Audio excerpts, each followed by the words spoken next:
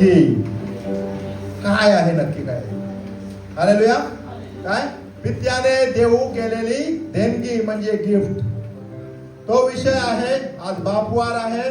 सर्व आम्ही जे कृती केलं निश्चितच देवाला ते आवडलं असेल आणि आम्ही तुला धन्यवाद देतो परमेश्वर असं निश्चितच तुम्ही म्हणलेलं असेल. आज आपण पित्याबद्दल, पुत्राबद्दल, पित्याची जबाबदारी काय आहे? फक्त बाप झालं म्हणजे पुरेसं नाही आहे. बापाने लेकरांना जन्म दिल्यानंतर लेकरांची काय जबाबदारी आहे, काय कर्तव्य आहे, हे आपण या ठिकाणी पाहणार आहोत. त्यानंतर पाहणार आहोत स्वर्गीय पिता कोण आहे आपला आणि स्वर्गीय पिता आम्हाला काय देणगी देणार आहे.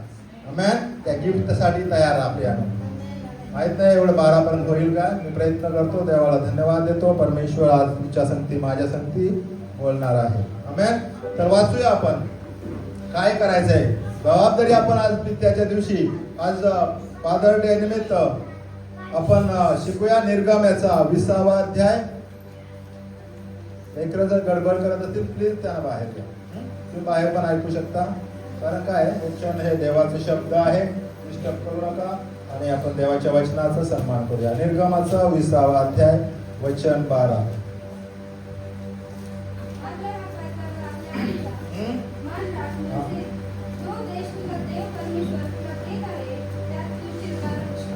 हालेलुया.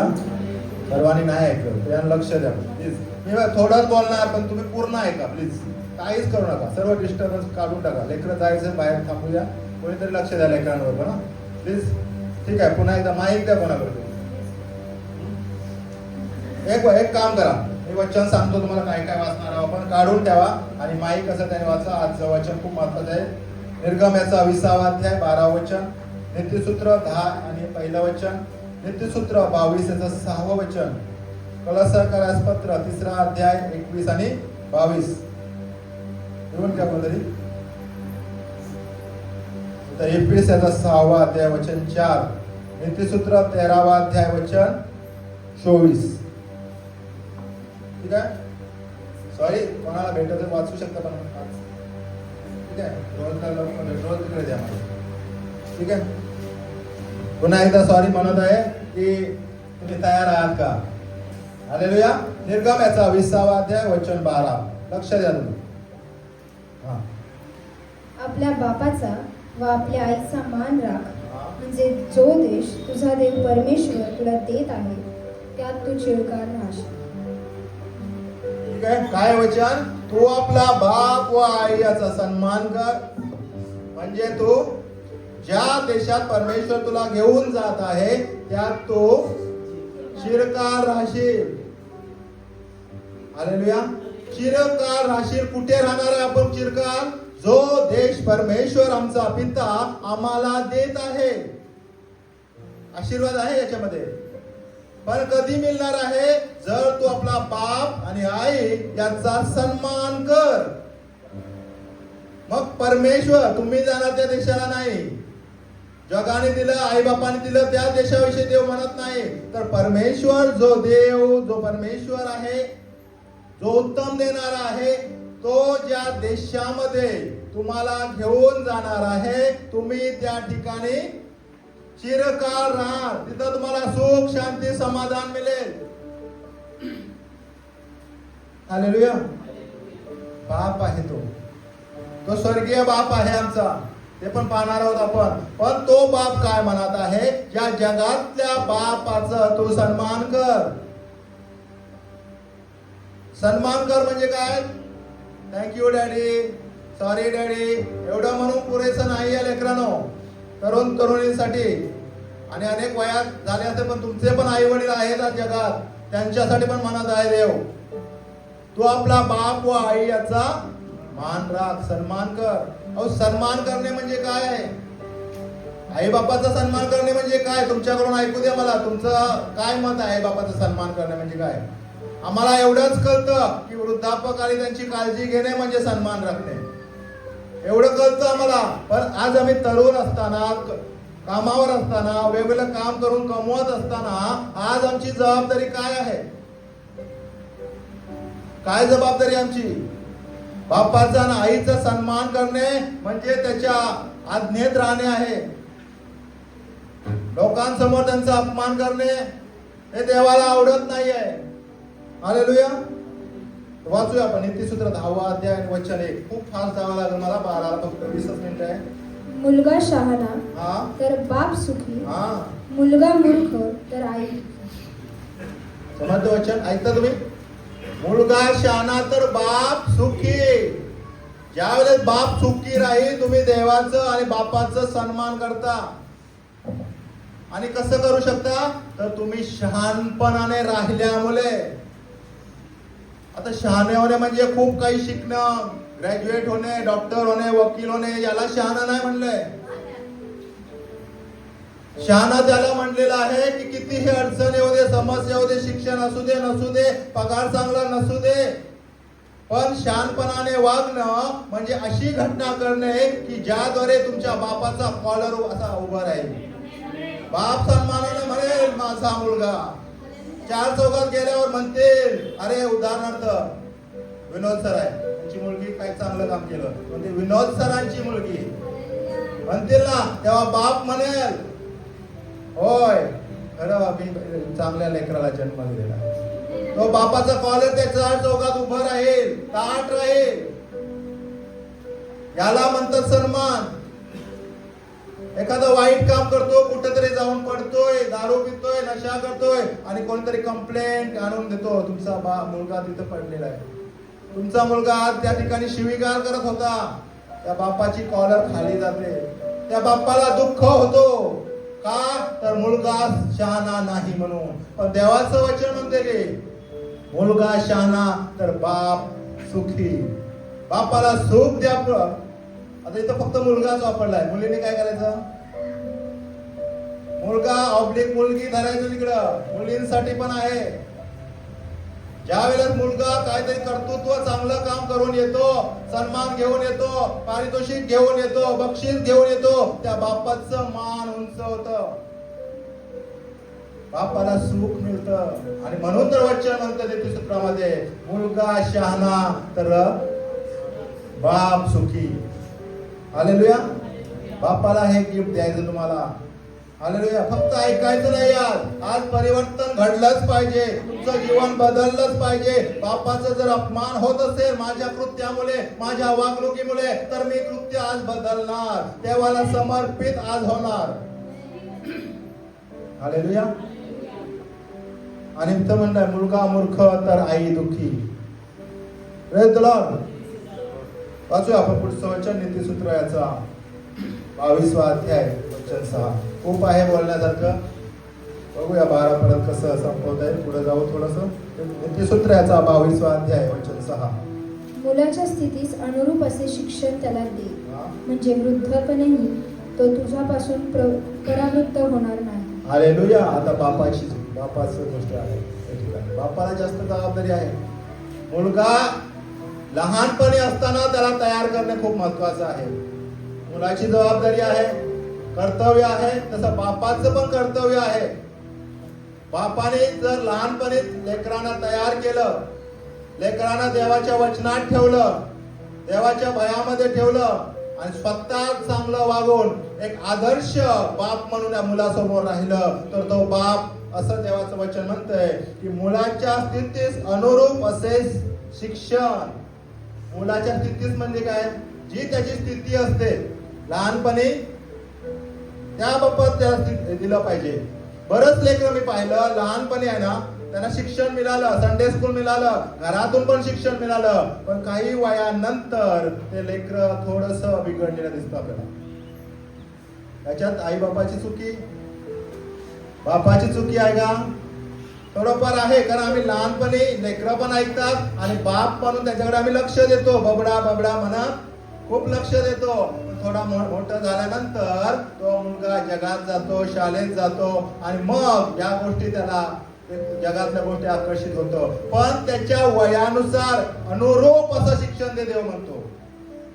जसं वय आहे वयाप्रमाणे त्याला शिक्षण द्या. आता तो तरुण होत आहे, तरुणपणाचं शिक्षण द्या. तुमचा अनुभव बाप म्हणून हे अभ्यास करताना खूप शिकलो होता की आम्ही तसं केलं का, हे करतो का. तरुणाला तरुणासारखं राहा, त्यांच्या बरोबर मित्रासारखे मिक्स व्हा, वयानुसार अनुरूप त्यांना शिक्षण दे. लग्नाच्या वयात आला, तुम्ही जे अनुभव घेतलाय, वाईट अनुभव तुमच्यात असतील तर त्यांना सांगा, हे अनुभव येतात, त्या अनुभवावरून त्यांना वचनाने भरा. वचनाचं कडू, बालकडू त्यांना आत्तापासून द्या. जर लहान लेकरं असतील तुमचे, त्यांना आत्तापासून तयार करा. खूप त्रास देतात, मस्ती करतात म्हणून घ्या मोबाईल, घ्या, करू नका प्रयत्न. थोडासा त्रास देईल तो आपल्याला, थोडासा कष्ट होईल आपल्याला, मोबाईल आतापासून देऊ नका. बायबल रोज तुम्ही वाचा, ते पाहून लेकरं तुमचे पाहतील. जर तुम्ही गुडघ्यावर येता, ते लेकरं तुमच्या बरोबर गुडघ्याला बसतील, प्रार्थना करतील, वचन ऐकतील. हालेलुया. आणि तेच लेकरांना असं स्टेजवर उभं करेल. हालेलुया. म्हणून बापासाठी आहे, मुलाच्या स्थितीस अनुरूप असे शिक्षण दे, म्हणजे तो वृद्धपणी तो त्यापासून परावृत्त होणार नाही. महत्वाची गोष्ट, वृद्धापकन आला आपलं. सर्व म्हातारे होणार आहेत आपण. आमेन म्हणा. म्हातारा व्हायला नाही आवडत आपल्याला, म्हणून आमेन म्हणत नाही. वृद्धापक काळात सुद्धा तो त्यापासून परावृत्त होणार नाही. देवाचं वचन असंही म्हणतं की वचन त्याच्या अंतकरणात बिंबव, वचन साक्ष, देवाचं काम, देवाचं वर्णन त्याच्यामध्ये बिंबव. मी म्हणतो एकदा सांगितलं बस नाही. बिंबवणे म्हणजे सारखं सारखं सारखं तेच सांगणं म्हणजे बिंबवणे आहे. एकदा वचन सांगितलं, एखादी गोष्ट सांगितलं, तेवढं पुरेसं नाहीये. आणि ते एवढं भरा त्याच्यामध्ये की तो वृद्ध, लहान असेल, तरुण होईल आणि तुम्ही वृद्ध होणार, त्याची घराची जबाबदारी त्याच्या हातात जाणार, त्यावेळेस तो तुम्हाला आणि मला सोडणार नाही. एवढं वचन त्याच्यामध्ये भरा. आई बापाच्या सन्मानाविषयी त्याच्यामध्ये भरा, देवाच्या भयाविषयी त्याच्यामध्ये भरा. वचन भरपुरीने एवढं भरा की त्याच्यामध्ये ओव्हरफ्लो होईल. त्यावेळेला तुम्ही आणि मी म्हातारे होणार, वृद्ध होणार, त्याला ते आठवेल, कारण ते बिंबवले गेलेलं आहे. हालेलुया. त्यासाठी आम्हाला त्याग करावा लागेल, भरपूर गोष्टी कराव्या लागेल. आम्हाला वचन वाचावं लागेल. पुन्हा पुन्हा सांगतोय सर्व पित्यांना की आम्हाला वचनासाठी टाइम द्यावं लागेल, गुडघ्यावर बसावं लागेल. चर्च सोडून कधी जाणार नाही हे दाखवावं लागेल, तेव्हा ते लेकरू सुद्धा चर्च पासून दूर जाणार नाही. आम्ही वृद्ध होणार, तो आम्हाला वृद्धाश्रमात टाकणार नाही. वृद्ध झाल्यावर सगळेच त्रास देतात, पण त्या त्रासाला तो कंटाळणार नाही, कारण देवाचं वचन त्याला माहित आहे की तो आपला बाप व आई याचा सन्मान कर, म्हणजे तुझा देव जो तुला देश जात देत आहे त्या देशात तू चिरकाल राहशील, आशीर्वादित होशील. हालेलुया. आम्ही फादर डेला फक्त ऐकतो आणि विसरून देतो. चर्चचं काम तेवढंच आहे, परंतु आई आणि बाप, किंवा विशेष करून बापासाठी आज विषय आहे की आम्हाला त्या लेकरांना तयार करावं लागेल. हालेलुया. त्यासाठी सर्वात महत्वाची गोष्ट आहे आई ना. मायवाचं आपण ऐकलं त्या दिवशी, परंतु मला सांगायला आवडेल बापाला आईने सपोर्ट तेवढंच केलं पाहिजे. मी स्वतः प्रॅक्टिकल बोलत आहे की जे तुम्हाला करावं लागेल, बाप एकटा करू शकत नाही, कारण जास्त वेळ लेकरं आई सोबत असतात, शक्यतो जे नोकरी करत नाही त्यांचं सोडलं तर. पण बापाला सपोर्ट त्या आईने केलं पाहिजे की तुम्ही वा, तुम्ही शिकवा, आम्ही तुम्हाला सपोर्ट करतो. हालेलुया. Praise the Lord. वाचूया पुढे आपण कलस्स पत्र 3 अध्याय वचन 31 आणि 22. बापांनो, तुम्ही आपल्या मुलांना चिरडीस आणू नका, आणाल तर ते खिन्न होतील. हालेलुया. दासांनो, तुम्ही सर्व गोष्टीत आपल्या व्यवहारातल्या धन्याच्या आज्ञा पाळा. माणसांना संतोषविना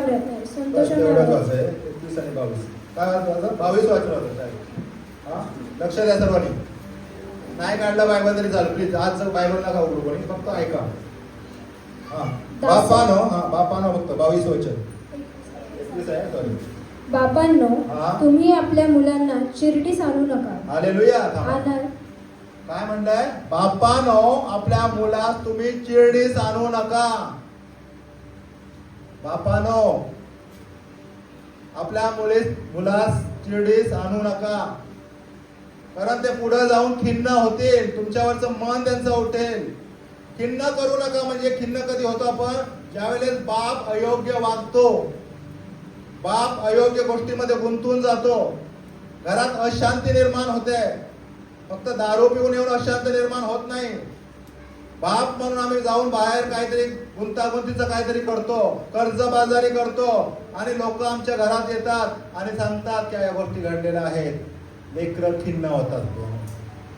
त्या लेकरांना दुःखित होऊ देऊ नका, खिन्न होऊ देऊ नका. हे लेकरं तुमच्यावर नाराज होतील, खिन्न होतील, आणि हे कधी त्यांच्या हृदयातून मनातून जात नाही. म्हणून या वयातच बापाने, प्रत्येक पित्याने आम्हाला असं वागायचं आहे की आमच्या वर्तणुकीतून कोणताही लेकरू खिन्न होणार नाही. शब्द आपलं वापरणं, आपलं वागणूक, चाल चलवणूक, बोलणं हे आमचं असं असलं पाहिजे की त्यातून लेकरं शिकतील आणि लेकरं खिन्न न होता आनंदी होतील, आणि ते हक्काने, जसं आज आपण सांगितलं सर्व लेकरांनी की माझा बाप सर्व हिरोपेक्षा हिरो आहे, बाकी सब झिरो आहे, असं म्हणतील. त्यासाठी त्यांना खिन्न होतील असं काही करू नका. खिन्न होतील म्हणजे लेकरांनी गाडी मागितलं आणि त्यांना नाही दिलं तुम्ही, त्यासाठी खिन्न झाले ना, होऊ द्या. त्यांचं वय नाही गाडी चालवण्याचं, देऊ नका त्यांना गाडी. त्यांना खिन्न होऊ द्या, दुःखित होऊ द्या, काय प्रॉब्लेम नाही. पण चांगल्या गोष्टी जर त्यांना पाहिजे आहे तर त्यांना न देणे म्हणजे त्यांना खिन्न करणे आहे. थोडं प्रॅक्टिकल बोलतो, पुन्हा एकदा म्हणतोय मी. हालेलुया. आणि म्हणून इथं म्हणलंय की बापानो तुम्ही आपल्या मुलाला शिर्डीस आणू नका, तर प्रभूच्या शिस्तीत व शिक्षणात त्यांना वाढवा. खूप छान सांगितलं. प्रभूच्या शिक्षणात. प्रभूचं शिक्षण काय आहे? आम्ही लहानपणापासून कदाचित आम्हाला मिळालं, काही लोक आहेत की लहानपणापासून नाही मिळालं, पण आज तुम्ही शिकता. लेकरांना त्या शिक्षणात आणि शिस्तीत त्यांना वाढवा. पहिली गोष्ट आहे शिक्षण. जे आपण हे ऐकतो हे शिक्षण आहे. पवित्र शास्त्रामध्ये लिहिलेलं देवाचं वचन शिक्षण आहे. त्या शिक्षणामुळे त्यांना शिस्त येईल, असं त्यांना वागून घ्या, असं त्यांना शिकवा. सर्व जे काम करणार आहे त्यांना पुन्हा पुन्हा मी सांगत आहे, आई असो बाप असो सर्वांना सांगत आहे, तुम्हाला लेकरांसाठी टाइम काढावं लागेल. आम्ही टाइम काढत नाही, वेळ काढत नाही, आणि आमच्या लेकरांना हे शिस्त लावत नाही, वचनातून सांगत नाही. तुम्ही मला चर्च आहे की पास्टर आहे की वचन सांगायला, तेवढं पुरेसं नाही. आम्ही चर्चला कधी येतो? रविवारी, शुक्रवारी आलो तर येतो. 2 दिवस पुरेसं नाही आणि 2-2 तास पुरेसं नाही. तुमच्या बरोबर लेकरं 24 तास असतात. त्या लेकरांना तुम्ही शिस्तीत वागवा, वचन बिंबवा त्यांच्यामध्ये, सामर्थ्याने ते वचन त्यांच्यामध्ये येऊ द्या. जगातला कोणताही हत्यार त्यांच्यावर चालणार नाही, कारण वचन त्यांच्यामध्ये आहे, वचनाने ते भरलेलं आहे. इयोब आपल्या लेकरांसाठी रोज प्रार्थना करायचा, डोक्यावर हात ठेवून त्यांच्यासाठी त्यावेळेस बलिदान, जुन्या घरात बली द्यायचं. प्रत्येक लेकरासाठी एक बली द्यायचं. का द्यायचं? कदाचित चुकून माझ्या लेकराने शाळेत काय चुकलंय का, जगात प्रवासात असताना काय चुकलंय का, तर त्याची क्षमा मागावी म्हणून बाप स्वतः त्यावेळेस करायचं. आज तर आम्हाला तसं बली द्यायची गरज नाहीये. ऑलरेडी एक बलिदान आमच्यासाठी दिलं, ते म्हणजे प्रभू येशू. त्याचं रक्त आमच्यासाठी कायमस्वरूपी सांडलं गेलं. आज फक्त आम्हाला डोक्यावर हात ठेवून म्हणायचं आहे, येशू या लेकराला क्षमा कर, येशू माझ्या लेकराला सांभाळ, जगात मिक्स होऊ देऊ नकोस, जगातल्या मोहामध्ये पडू देऊ नकोस. एकच मिनिटाची प्रार्थना आहे, परमेश्वर या लेकरांना असं उंच करेल, शाळेमध्ये, नोकरीमध्ये, चर्चमध्ये, कुठेही जाल त्या देवाने त्याला उंच केल्याशिवाय राहणार नाही. हालेलुया. इयोबाचं फक्त आम्ही दुःख आणि कष्ट पाहतो, पण इयोब काय करायचा बाप म्हणून हे आम्ही विसरून जातो प्रियानो. हालेलुया. नीतिसूत्राचा 13वा अध्याय वचन 24.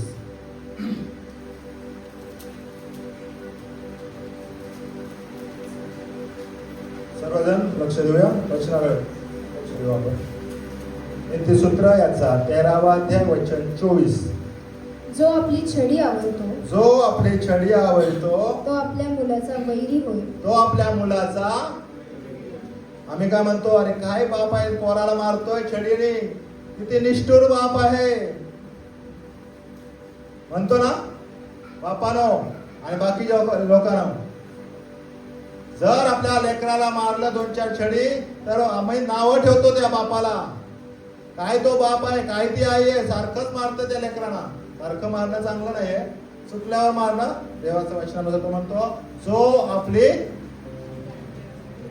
जो आपली छडी आवरितो, म्हणजे छडी त्या लेकरांना योग्य वेळी मारत नाही, तो त्या लेकराचा वैरी आहे. काय शब्द वापरला बघा, वैरी, डायरेक्ट वैरी. वैरी समजलं, दुश्मन. आम्ही काय म्हणतो, काय बाप काय का दुश्मन आहे, लेकरांना मारतोय. पण देव काय म्हणतोय, जो छडी आवरून घेतो, छडी त्याच्यावर चालवत नाही, तो कोण आहे, वैरी आहे मुलाचा. का देव म्हणत आहे, लहानपणापासून छडी आवरू नका. छडी आवरू नका म्हणजे तुम्ही जाऊन घरात सुरू कराल, असं करू नका. ज्यावेळेस तो चुकतो, छडी घरात ठेवा. मारा त्याला छडी, हाता पायावर मारा. ते पण सांगतो कुठं मारायचं. डोक्यावर थबाडीत मारू नका, हाता पायावर असं मारा. वन उठू द्या, वन 3 दिवस राहू द्या, काही प्रॉब्लेम नाही. 3 दिवस राहू द्या वन. पण आधी जे वचन आपण ऐकलं ते लक्षात राहू द्या. ऐकता चर्च, आधी एक वचन आपण ऐकलं होतं की त्याच्या वयाच्या अनुसार त्याला शिस्त लावा. जोपर्यंत तो लहान आहे तोपर्यंत त्याला छडी अशी मारा की परमेश्वर म्हणेल, भल्या विश्वासू दासा, खरा तो बाप आहे. नाही मारत तर तो माझा आणि माझ्या तुमच्या लेकराचा तुम्ही वैरी आहात. का तर त्या लेकराला तुम्ही योग्य वेळी शिक्षण दिलं नाही, छडी मारलं नाही. हालेलुया. पुढं काय म्हणलंय, पण जो वेळीच त्याला शिक्षा करतो तो त्याचवर प्रीती करणारा होय. हालेलुया. तुम्ही लेकरावर प्रीती करता, प्रेम करता, तुमचं पोटचं लेकरू आहे, चांगली गोष्ट आहे. आणि जर हे तुम्ही दाखवू इच्छिता तर छडी आवरू नका. हाताची छडी चालवा, तोंडाची पण थोडीफार चालवा. हालेलुया. आणि बाप म्हणून आम्हाला छडी आवरून जमणार नाही. त्याला आई बाप म्हणून आमची जबाबदारी आहे. आणि नाही चालवत तर देव म्हणतो तुम्ही त्याचे वैरी आहात. भरपूर आहे बोलायचं, सॉरी बोलत नाही बोलताय. ठीक आहे, हे झालं बापाची जबाबदारी. लेकराची कर्तव्य आपण पाहिलं, बापाची जबाबदारी पाहिली. आता आम्ही स्वर्गीय बापाविषयी बोलणार आहे. तो कोण आहे आमचा. हालेलुया. मत्ती याचं 6 अध्याय वचन 9 वाचूया. आम्हाला समजेल की आमचा खरा बाप कोण आहे, आमच्या सर्वांचा बाप कोण आहे. हालेलुया. यास्तव तुम्ही ह्या प्रकारे प्रार्थना करा, हे आमच्या स्वर्गातील पित्या, तुझे नाव पवित्र मानले जावो. हालेलुया. काय म्हणतं वचन, सांगा तुम्ही. काय वचन सांगितलं. हा, प्रभूची प्रार्थना आम्ही रोज म्हणतो ना, म्हणून तुम्हाला सांगितलं म्हणायला. काय म्हणतोय, येशूच्या शिष्याने येशूला विचारलं आम्ही कशी प्रार्थना करावी. आणि येशू त्यांना सांगतो अशी प्रार्थना करा. कशी, ही प्रार्थना नाही म्हणलंय. प्रभूची प्रार्थना म्हणजे आमची प्रार्थना नाहीये. कशी प्रार्थना करायची हे त्यांनी त्या ठिकाणी शिकवलं. तो काय म्हणतो, अशी प्रार्थना करा. काय, हे माझ्या स्वर्गातील पित्या. आता हे बापाचं, जगातल्या लेकरांचं आपण ऐकलं. परंतु आज येशू आम्हाला शिकवत आहे की तुम्ही बापाकडे, आमच्या स्वर्गीय बापाकडे कशी प्रार्थना करायची आहे. हालेलुया. कारण माहिती आहे, येशू इथं प्रार्थनेमध्ये काय म्हणतो, हे माझ्या स्वर्गातील पिता. त्याच्या आधी जे लोक होते जुन्या काळात पाहिलं आपण, येशूच्या या शिकवणीच्या आधी काय प्रार्थना करत होते. अब्राम, इसाक, याकोबाचा देव, तो माझा देव, माझी हाक आहे, माझी प्रार्थना आहे, असे म्हणत होते का नाही. हालेलुया.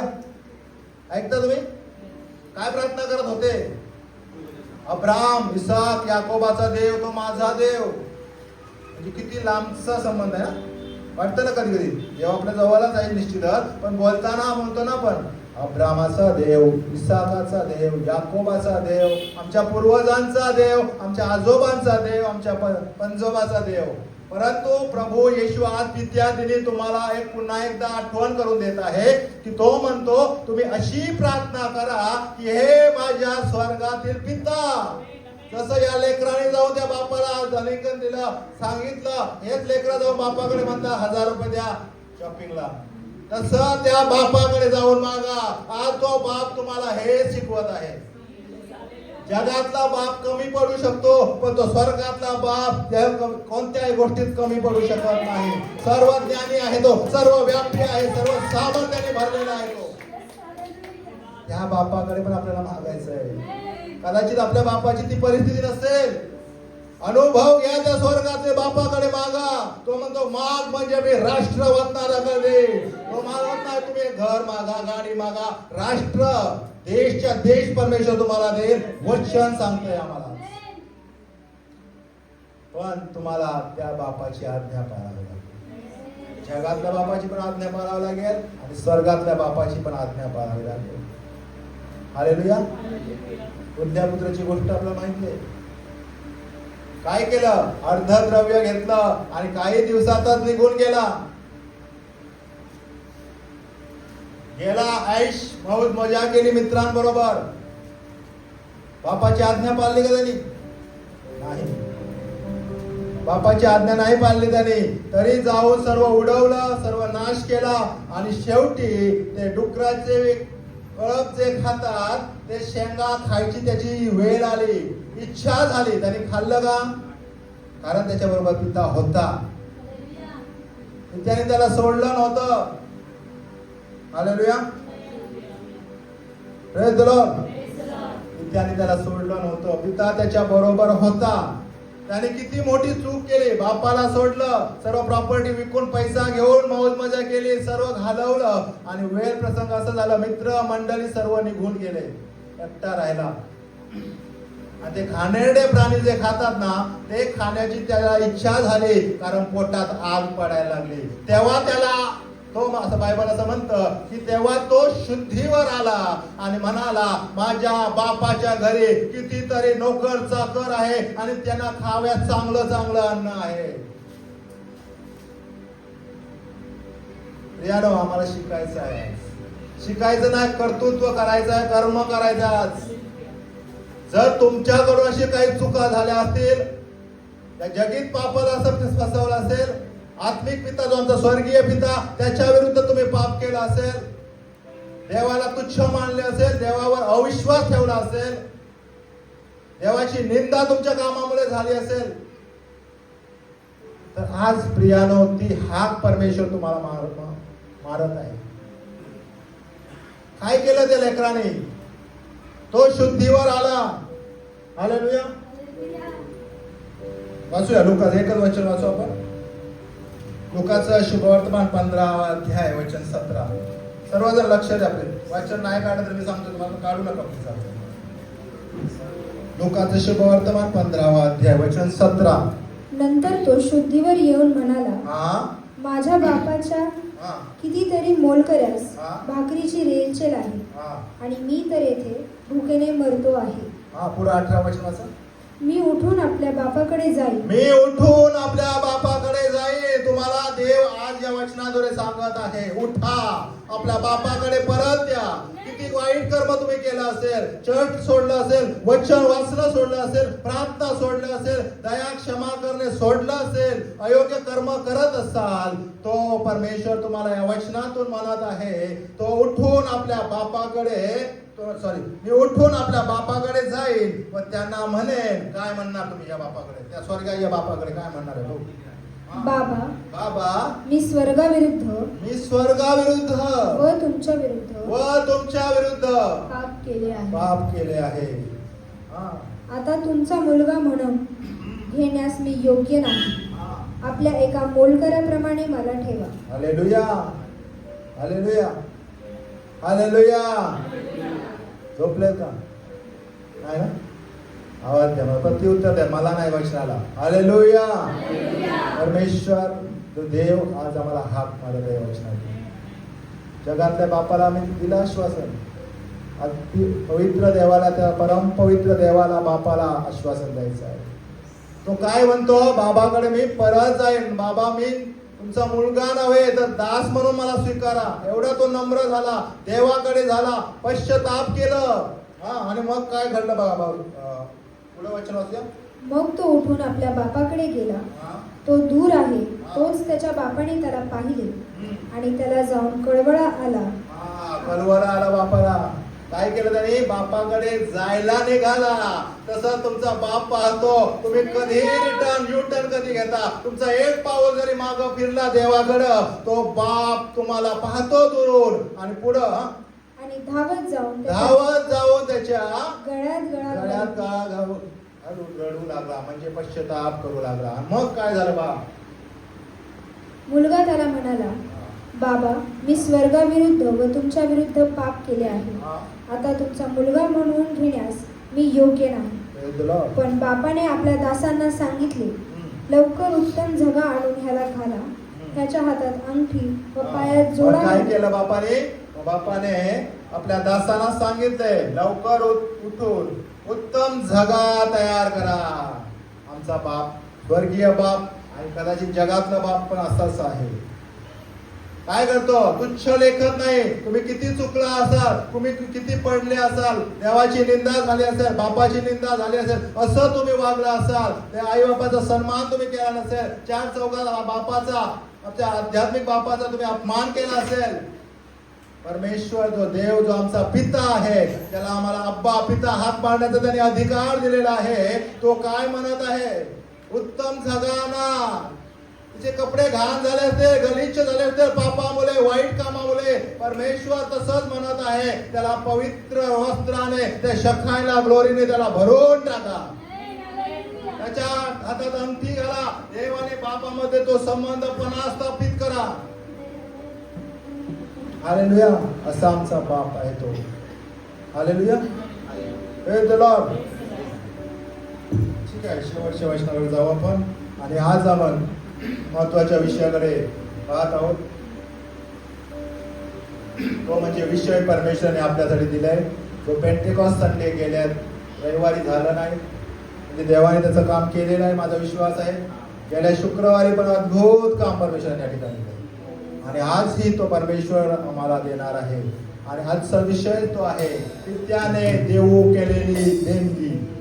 हालेलुया. पित्याने देऊ केलेली देणगी आज तुमच्यासाठी काय आहे. आज आम्ही पित्याला गिफ्ट दिलं पाहिजे. निश्चितच या वचनात माझा विश्वास आहे की आम्ही पश्चाताप करून देवाला, ज्या पित्याला गिफ्ट दिलेला आहे, परंतु आज रिटर्न गिफ्ट परमेश्वर तुम्हाला देणार आहे. पिता म्हणून तो आम्हाला गिफ्ट देणार आहे. आणि तो विषय आज तोच आहे की पित्याने देऊ केलेली देणगी. काय आहे देणगी, वाचूया आपण. प्रेषिताची कृत्ये पहिला अध्याय, वचन, शेवटचं वचन आहे. घोर होऊ नका. माझा विश्वास आहे तुम्ही ऐकत आहात. देव तुम्हाला स्पर्श करणार आहे. शेवटी प्रेषिताची कृत्ये पहिला अध्याय, वचन 4 आणि 5. तो व ते एकत्र जमले असताना त्याने 4-5 वाचायला आहे. 4-5. हा, 4-5. ठीक आहे, वाचा. तो व ते एकत्र जमले असताना त्याने त्याला आज्ञा केली की यरूशलेम सोडून जाऊ नका. तुम्हाला येशूने जसं पेंटेकॉस्टच्या दिवशी काय झालं ते घडण्यापूर्वी येशूने काय म्हणलं, तुम्ही यरूशलेम सोडून जाऊ नका. पुढं. तर पित्याने देऊ केलेल्या ज्या देणगीविषयी तुम्ही माझ्याकडून ऐकले आहे, तिची वाट पहा. कारण योहानाने पाण्याने बाप्तिस्मा केला खरा, पण तुमचा बाप्तिस्मा थोड्या दिवसांनी पवित्र आत्म्याने होईल. आमेन. आमेन म्हणा. पित्याने देऊ केलेली देणगी म्हणजे पवित्र आत्म्याने आणि अग्नीने तुमचा बाप्तिस्मा होणे गरजेचं आहे. ते गिफ्ट तुम्हाला देणार आहे. म्हणजे पवित्र आत्म्याची दान वरदाने आज तुम्हाला देणार आहे परमेश्वर. आपण प्रार्थनेकडे, शेवटच्या प्रार्थनेकडे जाणार आहोत. आपण नेत्र बंद करूया. परमेश्वर पित्याने देऊ. आज पितृदिन आहे. तुम्ही गिफ्ट दिलेला आहे बापाला. तो बाप आज या ठिकाणी उतरलेला आहे. तुम्हाला गिफ्ट घेऊन दिलेला आहे. तो पवित्र आत्म्याची दान वरदाने तो या ठिकाणी घेऊन आलेला आहे. तो वरदाने वाटणार आहे. प्रत्येकाला आपापल्या परमेश्वर पात्रतेनुसार कोणताही मतभेद न करता परमेश्वर ती देणगी तुम्हाला देत आहे. हालेलुया. धन्यवाद येशू. हालेलुया. आणि मग काय झालं तुम्हाला माहिती आहे पेंटेकॉस्टच्या दिवशी नित्याने देऊ केलेली देणगी त्यांच्यावर आलं आणि ते आत्म्याने भरून गेले. पवित्र आत्म्याची आग प्रत्येकावर जिभा बसाव्या असा पडल्या, असा दिसल्या. ते अन्य भाषेमध्ये बोलू लागले. त्यानंतर तुम्ही पाहता की त्या शिष्याने जे काम केलं अख्खे जग बदलून टाकलं आणि लोक म्हणू लागले हे आले जगाचे उलथा पालट करणारे. आम्हाला आजची देणगी पाहिजे का? तुम्हाला अन्य भाषेचं दान पाहिजे का? तुम्हाला आरोग्याचं दान पाहिजे का? तुम्हाला वचनाचा अर्थ सांगण्याचं दान पाहिजे का? तुम्हाला चर्चची सेवा करण्याचं दान पाहिजे का? वाद्य वाजवायचं दान पाहिजे का? गरिबांची सेवा करण्याचं दान पाहिजे का? भूत काढण्याचं दान पाहिजे का? पाहिजे. आम्हाला सर्वांना पाहिजे. नाही म्हणणार नाही. आम्ही पॉझिटिव्ह घेणार आहोत. आपण उभे राहूया. ज्यांना शक्य आहे गुडघ्यावर या. आपण उभं राहूया. ज्यांना गुडघ्यावर येता येणार नाही उभं राहूया.